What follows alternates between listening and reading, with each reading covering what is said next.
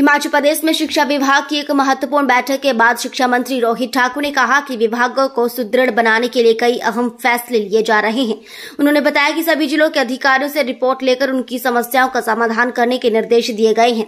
जरूरत पड़ने पर स्कूलों के विलय और पुनर्गठन पर भी विचार किया जा रहा है। शिक्षा मंत्री ने कहा कि पिछले 2.5 वर्षों में लगभग 1200 स्कूल बंद किए गए हैं, जिसमें 450 स्कूल जीरो एनरोलमेंट वाले थे। शिक्षा मंत्री ने कहा कि इस महीने के अंत तक शिक्षकों के तबादलों पर रोक लगा दी जाएगी और नई ट्रांसफर पॉलिसी पर विचार किया जा रहा है। उन्होंने कहा कि जीरो एनरोलमेंट वाले करीब 100 स्कूल डिनोटिफाई किए जाएंगे। नियमों के अनुसार इन स्कूलों को मर्ज या डाउनग्रेडिंग किया जाएगा। इस प्रक्रिया में स्कूलों की संख्या और उनके बीच की दूरी जैसे पहलुओं को ध्यान में रखा जाएगा। जिन स्कूलों में छात्रों की संख्या अधिक है उन्हें सीनियर सेकेंडरी और हाई स्कूल के रूप में अलग अलग श्रेणी में विभाजित किया जाएगा। इसके साथ ही कई स्कूलों को एजुकेशन मॉडल में परिवर्तित किया जाएगा। हमने विभाग ने एक निर्णय लिया है कि धरातल से एक अच्छा ठीक फीडबैक हमें प्राप्त हो और पिछले कुछ माह से हमारी फर्स्ट वीक, वैसे तो आमतौर पे फर्स्ट वीक आपके हर महीने के आपकी मीटिंग, रिव्यू मीटिंग हुआ करती, जिसमें विशेष रूप से हमारे जो सभी ज़िले की जो डिप्टी डायरेक्टर्स, वो आप जानते कि काफ़ी लगभग कुछ 4-5 वर्षों के बाद आपके नियमित डिप्टी डायरेक्टर्स हमारे को उपलब्ध हुए थे और उसके उपरांत हमने ये पिछले कोई 6-8 महीनों से आपकी रेगुलर मीटिंग फर्स्ट वीक में रखी है और उसमें से एक मीटिंग मैंने पहले अटेंड की थी और नॉर्मली उसमें सेक्रेटरी हमारे एजुकेशन उस मीटिंग को प्रिजाइड करते हैं। लेकिन कल का जो विषय था वो महत्वपूर्ण था, जिसमें विशेष रूप से जो हम कंसोलिडेशन का कार्य में आप जानते हैं कि हम वर्ष 2023 से प्रयास कर रहे हैं कि अपने डिपार्टमेंट को स्ट्रेंथन करें, तो उससे संबंधित हमारे को धरातल से हर ज़िले से प्रॉपर जानकारी प्राप्त हो। तो उसमें मैं समझता हूँ कंसोलिडेशन, चाहे उसमें हम मर्जर ऑफ स्कूल्स की बात करें, चाहे उसमें हम डाउनग्रेडिंग ऑफ स्कूल्स की बात करें, उसमें विस्तार से डिप्टी डायरेक्टर से इंफॉर्मेशन प्राप्त की गई है और शीघ्र मैं समझता हूँ जिसमें हमने कुछ उसमें क्वेरीज लगी, कुछ उसमें विशेषकर जहाँ पर कुछ मैं समझता हूँ जैसे उदाहरण के तौर पे कुछ नेचुरल बैरियर्स की बात है, उसमें डिप्टी डायरेक्टर्स को कहा गया है कि वो व्यक्तिगत रूप में उन सब जगहों में जाएंगे जहाँ पर आपके इस तरह की बैरियर्स है और विद इन नेक्स्ट 10 डेज वो आप रिपोर्ट सबमिट करेंगे। 25 मई की हमने डेट रखी है और उसके उपरांत, क्योंकि पिछली कैबिनेट में जो पिछले महीने कैबिनेट हुई थी उसमें माननीय कैबिनेट ने माननीय मुख्यमंत्री जी को और मुझे उसमें अधिकृत किया था कि इसमें अंतिम निर्णय जो आपके स्कूल्स के कंसोलिडेशन की बात है और स्ट्रेंथनिंग की बात है, मर्जर ऑफ स्कूल्स की बात है, निर्णय लेंगे। तो एक तो ये महत्वपूर्ण मैं समझता हूँ कल की हमारी चर्चा रही। साथ ही साथ आप जानते हैं कि युक्तिकरण ये भी एक इम्पॉर्टेंट पार्ट है और कहीं ना कहीं ये भी कंसोलिडेशन के साथ जुड़ा है। इसमें पीछे लगभग कोई 450 के आसपास हमने TGTs की आपकी युक्तिकरण के माध्यम से, रैशनलाइजेशन के माध्यम से जो सरप्लस स्टाफ था उनको उन क्षेत्र में भेजा था जो दूर दराज के क्षेत्र थे, लेकिन उसमें कुछ त्रुटियां रही क्योंकि आप जानते कि शायद ये प्रथम बार इस तरह का प्रोसेस हुआ था और उसमें लगभग कोई 425 या 26 थे टोटल जो TGTs थे आपके अलग अलग श्रेणी के, उसमें से मात्र क्योंकि बीच में हमने ऑर्डर्स विड्रॉ कर दिए थे 70 लोगों ने ज्वाइन किया था, वो भी हमने पिछले परसों ये आपके विड्रॉ कर दिए ऑर्डर्स। अब लगभग वो सभी अपनी पुरानी स्थिति में आएंगे और जो इच्छुक नहीं होंगे, जो वर्तमान में जहाँ लगे हैं कार्य करना चाहते हैं, तो उनको वो भी उसमें आज्ञा दी गई है। लेकिन भविष्य में इस तरह की मैं समझता हूँ ये रैशनलाइजेशन पॉलिसी हो जहाँ कहीं ना कहीं जो हमारे उसमें इन्वॉल्व स्टेक होल्डर्स हैं उनको भी उसमें उनके ज़िले में उदाहरण के तौर पे कुछ इस तरह के उदाहरण भी देखने को मिले जहाँ सिरमौर के टीचर को या चंबा के टीचर को परस्पर आपस में ट्रांसफ़र कर दिया गया है रैशनलाइजेशन के माध्यम से। तो हमने यही कहा है कि इसमें पहली प्राथमिकता उस ज़िले की हो। इस तरह का फीडबैक डिप्टी डायरेक्टर्स अपने ज़िले का तैयार करें कि जहाँ पर आपकी सीटें आपकी सरप्लस हो चुकी है और कहाँ उन सीटों की आवश्यकता, उन पोस्टों की आवश्यकता है, वो जानकारी उपलब्ध करें। अगर वो विद इन डिस्ट्रिक्ट नहीं है, उदाहरण के तौर पे अगर हम कांगड़ा की बात करेंगे, अगर कांगड़ा में टीचर सरप्लस हो गया तो पहली प्राथमिकता हर आदमी की अपने घर की होती है। अगर वो कांगड़ा में उसकी एडजस्टमेंट होती है वेल एंड गुड, नहीं तो चंबा एडजॉइनिंग डिस्ट्रिक्ट बनता है जैसे शिमला के लिए, क्योंकि नॉर्मली हमारे 4-5 ज़िले हैं जहाँ पर आपकी स्टाफ की समस्या रहती है। तो उसमें जैसे मैंने शिमला का उदाहरण दिया, तो बिलासपुर का जो हमारा टीचर सरप्लस हुआ है, अगर वो बिलासपुर में उसकी एडजस्टमेंट नहीं होती है तो उसको हम शिमला में उसको एडजस्ट कर सकते हैं, सोलन सिरमौर में कर सकते हैं। तो इस तरह का हमने एक प्रपोजल डिप्टी डायरेक्टर को बनाने को दिया है। ये तो खैर नेक्स्ट मंथ में जो हमारी मीटिंग होगी आपकी एजुकेशन डिपार्टमेंट की, इस तरह की जो रिव्यू मीटिंग हमारी फर्स्ट वीक में होती है, इस दफ़ा तो खैर आपकी ये 14 को हुई है, तो उसमें प्रॉपर जानकारी के साथ ये यहाँ पर डायरेक्टरेट आएंगे। लेकिन वर्तमान में कंसोलिडेशन हमारे मैं समझता हूँ विभाग की पहली प्राथमिकता है और इसके बारे में शीघ्र मैं समझता हूँ, जैसे मैंने कहा कि 25 मई तक ये आपकी पूरी रिपोर्ट ये हमारे स्तर तक पहुंच जाएगी और उसके उपरांत हम ये रिपोर्ट माननीय मुख्यमंत्री से चर्चा करके हम आगामी कार्रवाई करेंगे। सर, प्रदेश में जीरो एनरोलमेंट स्कूल कितने हैं, क्यों ऐसा हो? ऐसा तो कोई वजह नहीं बताई है, लेकिन जैसा मुझे बताया गया कि ये रिजल्ट शायद आज आपके डिक्लेयर होने वाले हैं। देरी का कोई कारण? मैं पता करके आपको बताता हूँ। सर, कॉलेज में युक्तिकरण का प्रोसेस क्या है? स्कूलों की बात तो होगी, अभी स्कूलों से हमारे को सफलता मिल जाए तो उसका भी अवश्य आपको बताएंगे। अभी यहाँ सफलता मिल जाए जो पहली मैं समझता हूँ हमारे सामने चुनौती है। ट्राइबल के लिए अलग से हम जो आपके लाहौल स्पीति और ट्राइबल, जैसे हमने 25 का मानक आपका +2 का रखा था, लेकिन ट्राइबल में इसको हमने फर्दर लिबरल यानी 15 का मानक रखा है, यानी 6ठी से लेकर 12वीं तक 15 बच्चे भी आपके ट्राइबल एरिया में होंगे, स्कूल चलेंगे।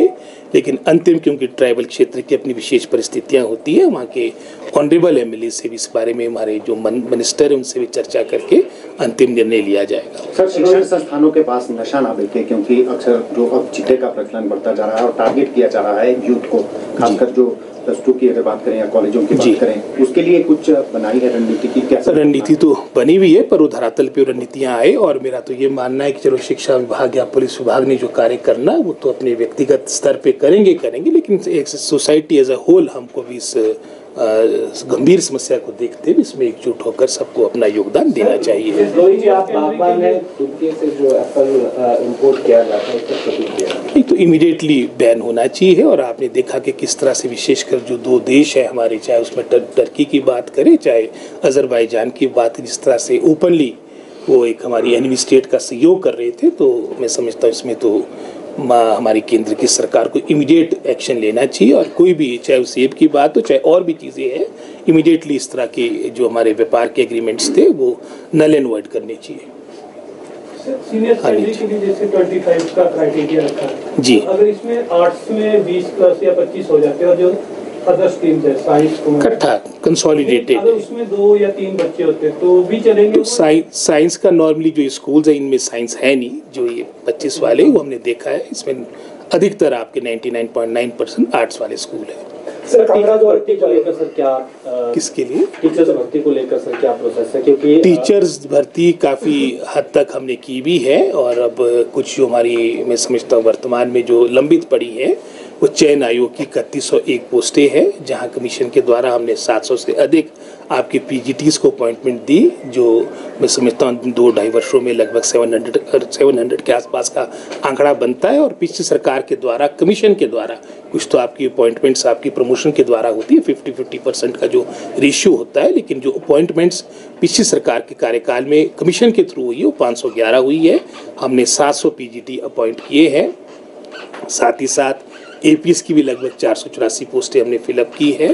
प्रिंसिपल आपकी चाहे कॉलेज कैडर की बात हो, लगभग 19 पोस्टें हमने आपकी कमीशन के द्वारा फिलअप की और 100 से अधिक आपकी प्रमोशन के द्वारा आपकी फिलअप हुई है। लगभग कोई 3800 के आसपास हमारे बैच वाइज आपकी इसमें जीबीटी आपकी टीजीटी सीएनवी टीचर्स को अपॉइंटमेंट मिली है। और इसके अलावा जो 3101 पोस्टें हैं वो हमारी मैं समझता हूँ कि जैसे मैंने पहले कहा चयन आयोग में लंबित है, इसको हम परस्यू करें। और विशेषकर जो टीजीटी मेडिकल और नॉन मेडिकल की पोस्टें हैं उसका प्रथम चरण में उनकी मैं समझता हूँ उनका चयन का प्रोसेस प्रारंभ हो। ये बात हमारी चयन आयोग के जो अध्यक्ष हैं उनसे भी बात हुई है, इसके लिए प्रयास किया जा रहा है। लेकिन साथ ही साथ जो आपने ये अपॉइंटमेंट्स की बात की, आज सबसे महत्वपूर्ण विषय जो हम सबके समक्ष है कि जो पीटीआर रेशियो है यानी प्यूपिल टीचर रेशियो, पूरे भारत में आपका जो हिमाचल का पीटीआर रेशियो है वन ऑफ द बेस्ट है, 1:12 है, यानी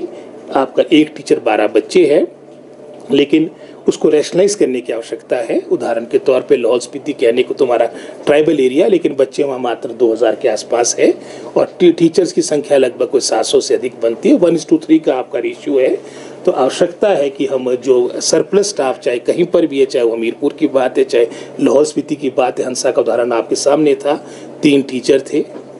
3 बच्चे थे, 8 टीचर थे। इस तरह के कई उदाहरण आपको देखने को मिलेंगे। इसका संतुलन लाना बहुत आवश्यक है। नई रिक्रूटमेंट भी हो, लेकिन जो वर्तमान में हमारे पास अवेलेबल स्टाफ है उसका सदुपयोग हो, इस सोच के साथ भी विभाग कार्य कर रहा है। ये मैं कह सकता हूँ, बाकी तो डाटा अभी कंपाइल होना है, लेकिन 100 के आसपास ऐसे स्कूल्स होंगे जहाँ पर आपकी ज़ीरो इनरोलमेंट है। और ये तो अंडरस्टूड है कि ये तो आपके डी नोटिफाई होंगे, लेकिन इसके अलावा जैसे हमने +2 का एक मानक बनाया था, उसमें उदाहरण के तौर पे अगर जो मर्जर की बात आती है, जहाँ पर हमने विद इन 5 किलोमीटर्स का हमने +2 का मापदंड रखा है, डिस्टेंस 5 किलोमीटर है, और इनरोलमेंट आपकी 6ठी से लेकर 12वीं तक लगभग 7 क्लासेस बनती है। अगर 25 है या 25 से कम है और विद इन 5 किलोमीटर्स आपका दूसरा +2 उपलब्ध है, तो आपका स्कूल मर्ज होगा। और डाउनग्रेड का भी हमने एक प्रस्ताव बनाया है, वो 2 प्रस्ताव है। और अगर आपकी इनरोलमेंट आपकी 10 से कम होती है और आपकी +1 +2 में, तो वो भी आपका स्कूल आपका एक तरह से जो दोनों क्लासेस है +1 +2 की, पर डिस्टेंस उसमें ये अवश्य देखना पड़ेगा। अगर डिस्टेंस 5 किलोमीटर से ऊपर है तब तो स्कूल कंटिन्यू करेगा, लेकिन अगर 5 किलोमीटर से कम है तो उसको भी हम मैं समझता हूँ उसको मर्ज करेंगे, उसको दोनों क्लासेस को मर्ज करेंगे।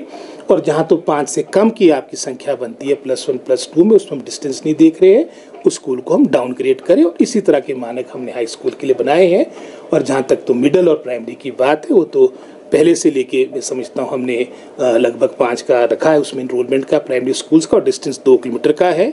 और 3 किलोमीटर का हमने मिडिल स्कूल्स के लिए रखा है, और इनरोलमेंट हमने 10 की रखी है। और सर जहाँ अलग अलग क्लासेस हैं बॉयज एंड गर्ल्स की सिटीज में, उनके लिए क्या आगे कार्य योजना है? उसमें अभी वही है कि हम प्रस्ताव लेके माननीय मुख्यमंत्री के पास जाएंगे, और उसमें 3 हमारे को जो बड़े स्कूल्स दिखे जहाँ पर इनरोलमेंट 1000 से ऊपर, उदाहरण के तौर पे चंबा हो गया, कुल्लू है, एक और हमारा स्कूल है। उसके अलावा जितने भी हमारे स्कूल्स होंगे उनको, जहां एक स्कूल आपका हाई स्कूल के रूप में कार्य करेगा और दूसरा स्कूल आपका सीनियर सेकेंडरी स्कूल के रूप में कार्य करेगा, ताकि सारी पोस्टें, उदाहरण के तौर पे